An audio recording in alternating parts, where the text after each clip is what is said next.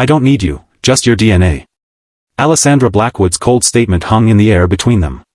But what she didn't expect was for Jake, a struggling single father with nothing to his name but his integrity and love for his daughter, to look her straight in the eyes and say, "My child isn't a commodity, and neither am I. Some things money can't buy, Ms. Blackwood." If you're touched by this story of unexpected connections and what truly matters in life, please hit that like button and subscribe to see more stories that remind us of our shared humanity. Alessandra Blackwood stood at the floor-to-ceiling windows of her penthouse office, gazing down at Manhattan as if she owned it. In many ways, she did.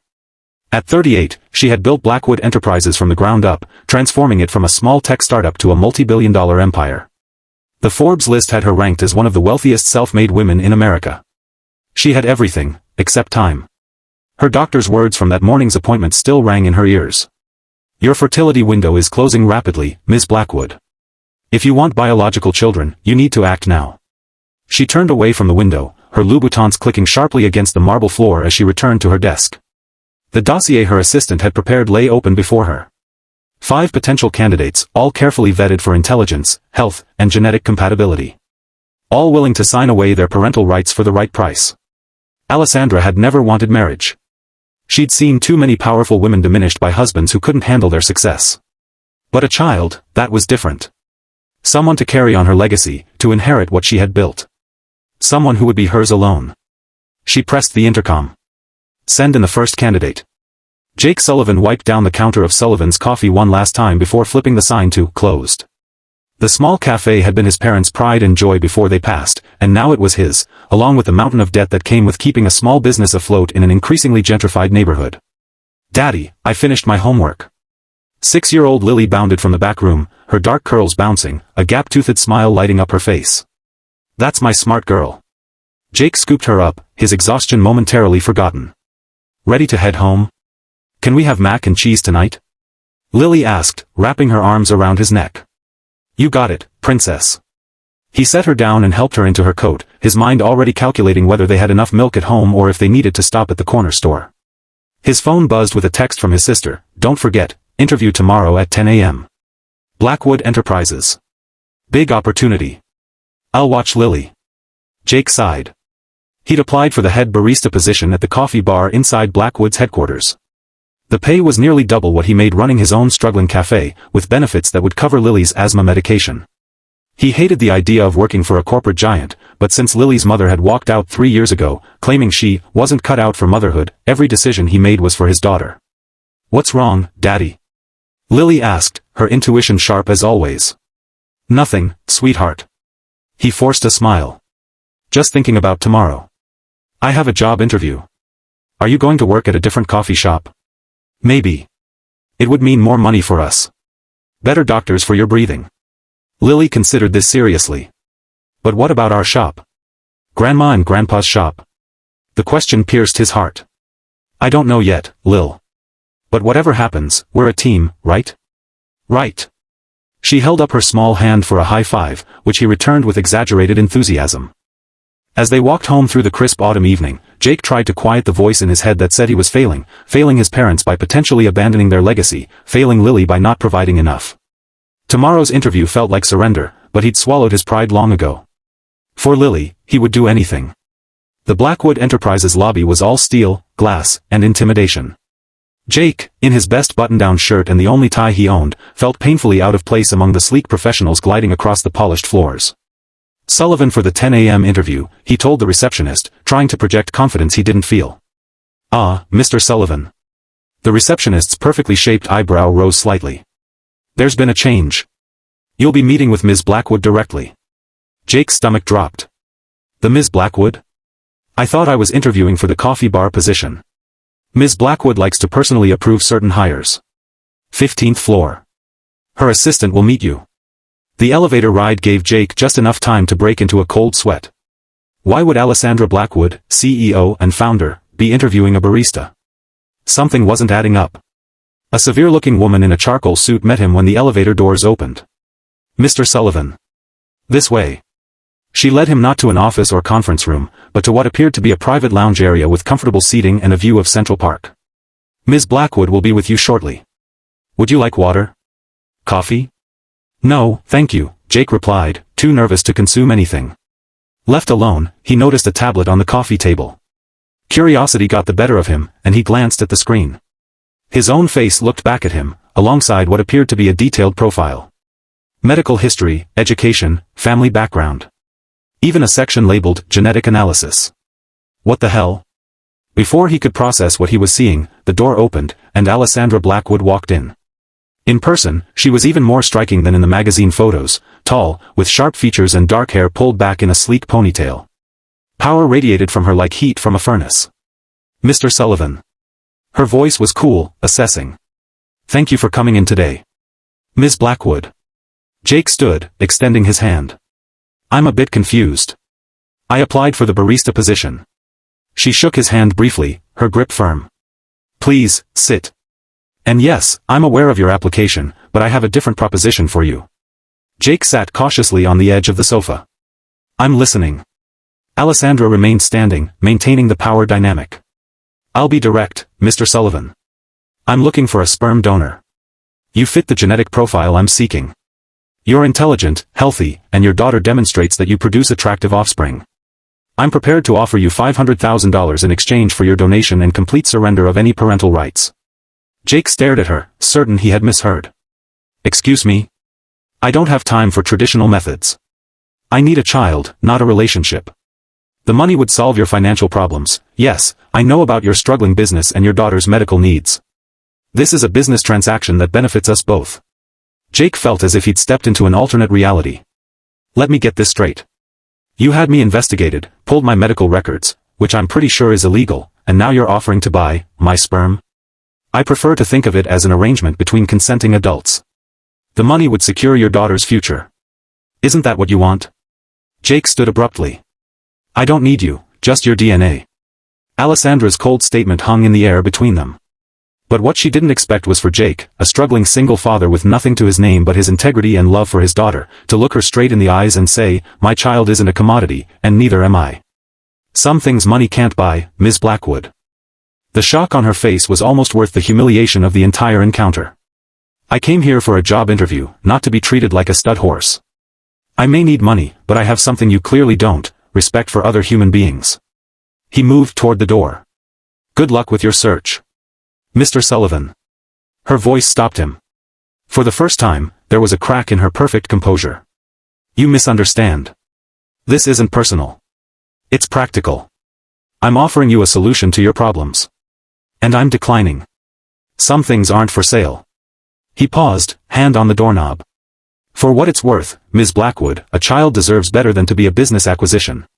They need love, time, patience, things your money can't buy. He left her standing there, her expression unreadable. You did what? Jake's sister, Megan, nearly choked on her coffee when he told her about the interview that evening. I walked out. Jake was still processing the surreal encounter himself as he chopped vegetables for dinner. Lily was in the living room, happily absorbed in drawing. $500,000, Jake. Do you know what that would mean for you and Lily? I know exactly what it would mean. But at what cost, Meg? Having a biological child out there that I'd never know? Selling a piece of myself like it's nothing? Megan sighed. I get it. I do. But from a practical standpoint. It's not just practical. It's dehumanizing. The way she looked at me, like I was just a set of desirable genetic traits. Not a person with feelings or dignity. He shook his head. And the way she talked about wanting a child, like ordering a custom product. That kid would be nothing but an heir, a legacy project. Not everyone approaches parenthood the same way you do, Megan pointed out. Maybe they should. Jake glanced toward Lily, his heart swelling. Being a parent isn't about ownership. It's about love, sacrifice, putting someone else's needs before your own. Ms. Blackwood doesn't want a child, she wants a possession. Megan squeezed his shoulder. You're a good man, Jake Sullivan. Probably too good for your own financial well-being. Yeah, well. He managed a smile. At least I can look myself in the mirror. And Lily in the eyes. Alessandra couldn't focus on work.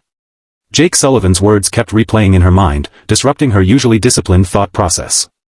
She'd interviewed 3 more candidates since him, all eager to accept her offer, yet something about their easy acquiescence bothered her now. Ms. Blackwood? Her assistant appeared at the door. Your 4 p.m. is here. Cancel it. Alessandra made a sudden decision. Cancel all my appointments for the rest of the day. Alone, she walked to the window, looking out at the city she'd conquered. She'd built her empire by identifying what she wanted and acquiring it efficiently. A child had seemed like the next logical acquisition, something to complete her life's portfolio. But Sullivan's words nagged at her, a child deserves better than to be a business acquisition. Was that how she was approaching this? As a transaction? A box to check. For the first time in years, Alessandra felt uncertain. She'd never questioned her methods before. Efficiency and pragmatism had served her well. Yet something about the fierce protection in Sullivan's eyes when he spoke about his daughter had stirred something in her, something she'd buried long ago. On impulse, she picked up her phone and called her driver. Take me to Sullivan's Coffee in Brooklyn. The bell above the door jingled as Alessandra entered the small cafe. It was nearly closing time, and only a few customers lingered. The space was nothing like the sleek coffee bars she frequented. It was worn but warm, with mismatched furniture and local art on the walls. Jake looked up from behind the counter, his expression shifting from customer service smile to shock when he recognized her. Ms. Blackwood. His voice was carefully neutral. This is unexpected. Mr. Sullivan. She approached the counter, feeling strangely out of her element. I was hoping we could talk. I think we said everything that needed saying this morning. Please. The word felt foreign on her tongue. When was the last time she'd had to say it? 5 minutes. He studied her, then nodded toward a table in the corner. Let me get someone to cover the counter. Alessandra sat, hyper-aware of how out of place her designer suit looked in this homey environment. Through a doorway to the back room, she glimpsed a small girl with dark curls bent over a coloring book, Sullivan's daughter, presumably. Jake returned with 2 mugs of coffee. On the house, he said, sitting across from her. What can I do for you, Ms. Blackwood? I came to apologize. The words felt awkward, unpracticed. You were right this morning. My approach was dehumanizing. Jake's eyebrows rose in surprise. I appreciate that. But I'm guessing you didn't come all the way to Brooklyn just to say sorry. No. Alessandra took a sip of coffee. It was excellent, far better than she'd expected. I wanted to understand something. This morning, when you spoke about being a parent, it wasn't what I expected. What did you expect? Most people I know view children as extensions of themselves. Status symbols. Investments. Jake's expression hardened. Then you know the wrong people. Perhaps I do. She glanced toward the back room. Your daughter, you raise her alone? Yes. Her mother left when she was 3. Decided parenthood wasn't for her. That must be difficult. Every day. His voice softened. But also worth it, every day. Why? The question came out more vulnerable than she intended. What makes it worth the sacrifice? Jake seemed taken aback by her genuine curiosity. It's hard to explain to someone who doesn't have kids. It's the way she looks at the world with wonder. The way she trusts me completely. The person she's becoming, day by day. Knowing that I'm helping shape a human being who will go out into the world someday. He smiled slightly. Even the hard parts, the tantrums, the worry, the sleepless nights, they matter because she matters. Alessandra absorbed this, trying to reconcile it with her own vision of parenthood. I never had that. My parents viewed me as an achievement, not a person. My father measured my worth by my accomplishments. My mother by how well I reflected on her socially. I'm sorry to hear that. Don't be. It made me successful. At what cost? Jake asked quietly. The question hit her like a physical blow. Before she could formulate a response, a small voice called out. Daddy. I finished my homework.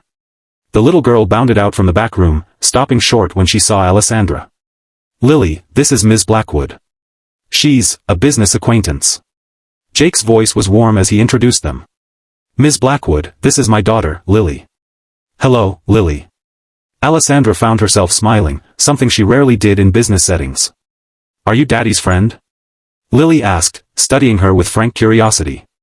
We just met today, Alessandra replied. You're pretty, Lily declared. I like your necklace.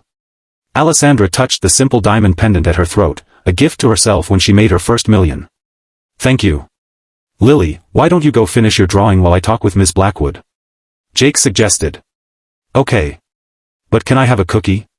One cookie, Jake agreed, and the child skipped back to the other room, clearly pleased with the negotiation. She's charming, Alessandra said, surprised to find she meant it. She's my world. Jake's expression was unguarded for the first time. Which is why I couldn't accept your offer. Not because I don't need the money, believe me, I do, but because it would feel like betraying everything I've taught her about what matters in life. Alessandra nodded slowly. I think I understand now. She hesitated, then added, I still want a child. But perhaps I need to reconsider my approach. If you don't mind me asking, why now? Why the urgency? My biological clock is running out of time. And I've achieved everything else I set out to do. She paused. But that's not a good enough reason, is it? Only you can answer that. Jake's voice was gentle. But a child isn't an achievement to unlock or a possession to acquire. They're a person who will depend on you completely, who will need your time and attention more than your money or status. Time and attention. Alessandra repeated the words thoughtfully. Those are commodities I've never valued as highly as efficiency and results. Maybe that's where you start, then. Before you create a new life, figure out what kind of life you want to give them, and whether you're willing to change your own to do it. The wisdom in his words struck her deeply. For the